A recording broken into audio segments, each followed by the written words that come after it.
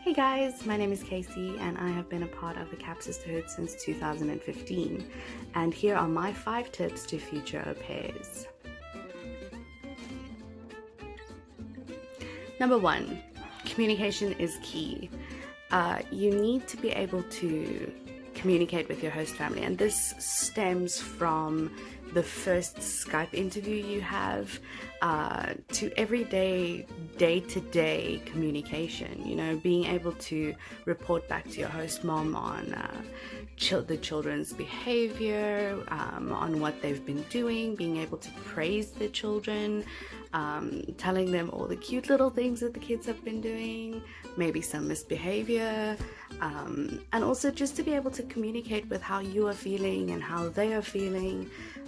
Talking about things is always important, and generally as South Africans we tend to talk a lot, but yeah, you need to be able to communicate, and you need to feel comfortable communicating with your host family. Number 2, enjoy your downtime. So it's really, really important to enjoy your downtime, because that's what makes the experience of being an au pair it's different from working for a family, like babysitting. When you're living in someone's home and you have adapted to their rules, their ideas, their day-to-day schedules, it's important to take the time that you are not working and to establish that with your family. It's important to know that, for example, for me, generally when I'm in my room, I'm doing something by myself, or I'm just taking a break. Breaks are very important because it's very easy to become overwhelmed and to just constantly feel like you are working. And this kind of, the au pair lifestyle is technically work, but it doesn't feel like work because you basically feel like the oldest sibling in the house.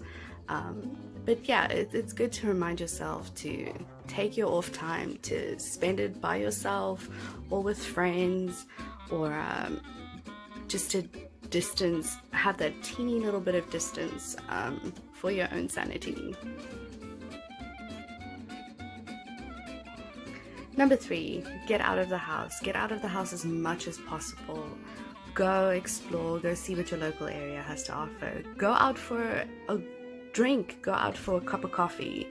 Kind of get yourself situated with where you are, It's very easy to, on your off time, be really tired and say, you know what, I just want to have a nap for today. But yeah, get out, go explore. You can honestly have a nap, watch TV series as much as you want when you're back in South Africa, but you've come to a completely different country, and you need to explore it. You need to see where you are. You need to appreciate it.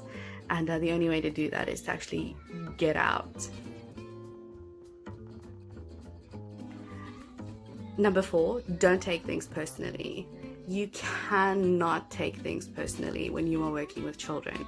Children in all ages have different ways of responding to day-to-day stresses, day-to-day activities, what they want to do, what they don't want to do, and you honestly cannot take it personally because kids don't mean what they say. So there can be times where they are tired from weeks of school, after school activities, frustrations with friends, developing their social structures at school and things like that, and they can come home and be a little bit explosive, but you cannot take that personally. Number 5, and this is probably the most important one of them all, for homesickness. Find cake.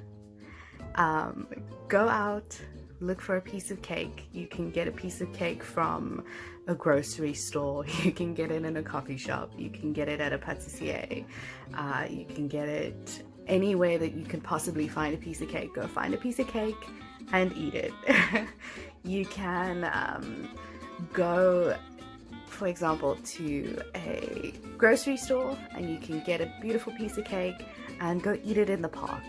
Or you can go to a coffee shop and go have a cup of tea or coffee and eat a piece of cake and just completely just forget about the fact that you are homesick.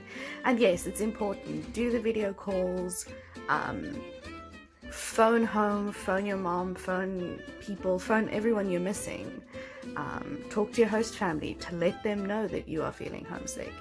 And yeah, go out, find a piece of cake, and I can guarantee you that you will feel better.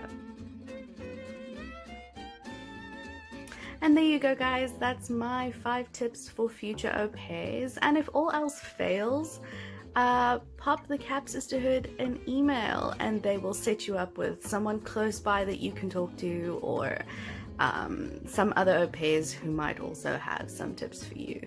That's the great thing about the Cap Sisterhood, is you are not alone.